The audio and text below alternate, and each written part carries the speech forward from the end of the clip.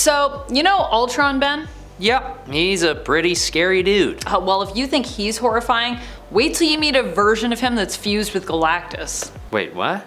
Welcome back, Nerd Squad. This is Top 10 Nerd, and I'm your host, Amanda McKnight. And I'm your host, Ben Ball. Today we'll be counting down the top 10 scariest alternate versions of Ultron, so prepare for a scare. Let's dive in. At number 10, we have Ultron 59. Coming from the Last Avengers storyline, this version of Ultron is probably one of the scariest looking versions of Ultron on the list. With a set of physical features that more so resemble those of a human, this alternate version of Ultron just looks like he's straight out of a nightmare to me. And he means business. And he gets it done too. On Earth 9511 is where his story takes place, and he very nearly gets the upper hand on the Avengers. He actually kills Jesse Wingfoot and then sends forth a horde of Ultrons to fight the heroes for him.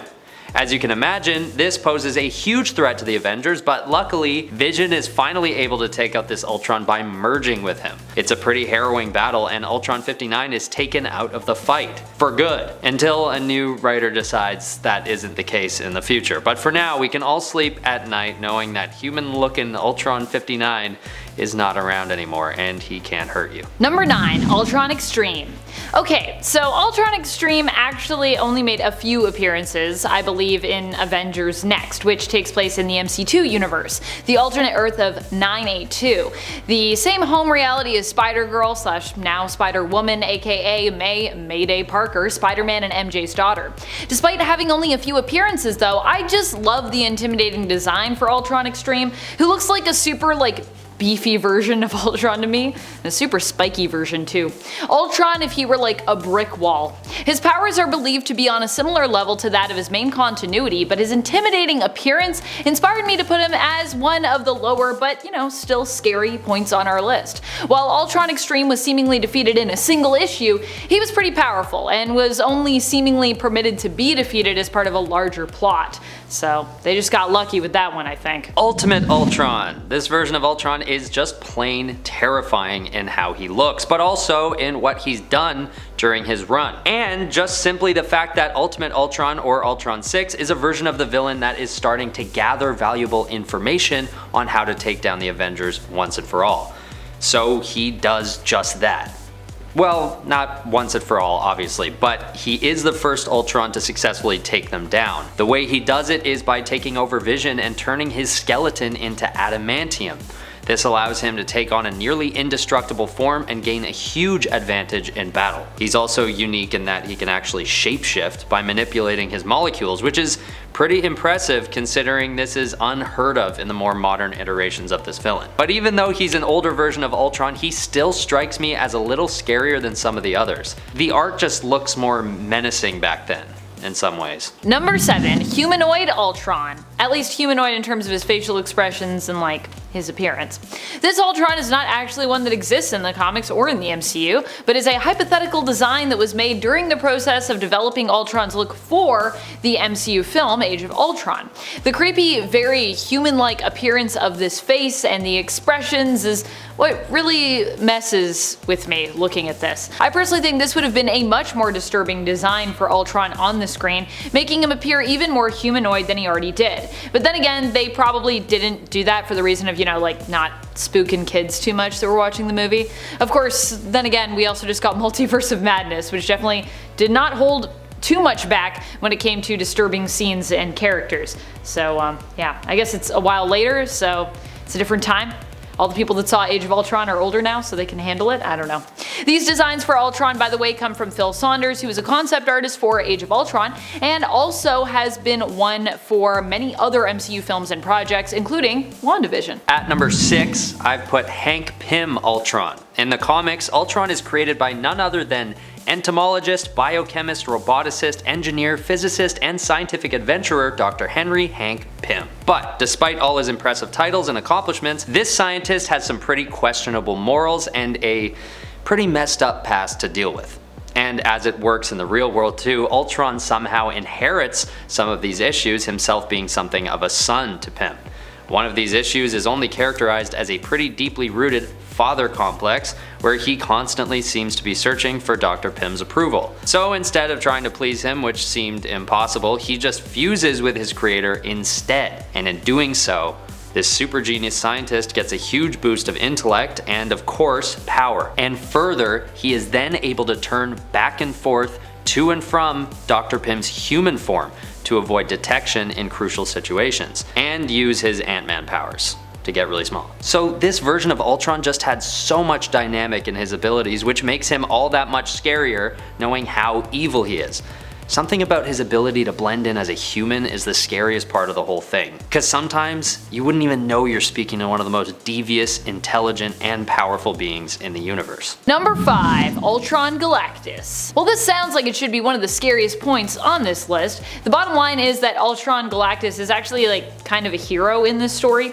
In a distant future, Galactus is dead and an even greater villain threatens the universe known as the Unnameable. The Unnameable devours worlds without even a second thought, not bothering to even send words to planets of their arrival. If not stopped, it seems as though the entire universe will be destroyed. Hoping to save the universe, Silver Surfer recruits the Shi'ar and gathers the remains of his former master Galactus, along with some old parts of the villain once known as Ultron, planning on resurrecting Galactus so that the two can defeat the Unnameable together and kind of using parts of Ultron to do so.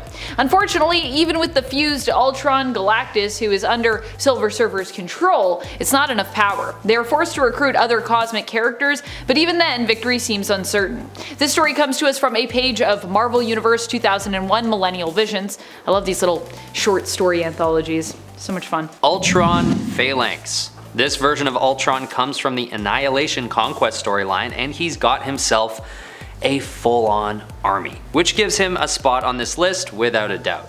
After the Avengers think they've finally taken out Ultron, it becomes very clear very soon that he isn't actually dead. Instead, his consciousness travels to another place in the universe called the Babel Spire. In this world, he somehow manages to take over all of its inhabitants, known as the Phalanx. These techno-organic aliens come together under Ultron's reign and form a pretty powerful army. With said army, Ultron invades the Kree Dominion and takes over a bunch of their territory, among other tyrannous acts. It's obviously a teachable lesson to the Avengers that no matter how sure you are that you've killed Ultron, you have to monitor him and his consciousness and keep tabs on his activities, because this villain's ambitions just never seem to cease, for anyone or anything. Number 3. Allfather Ultron.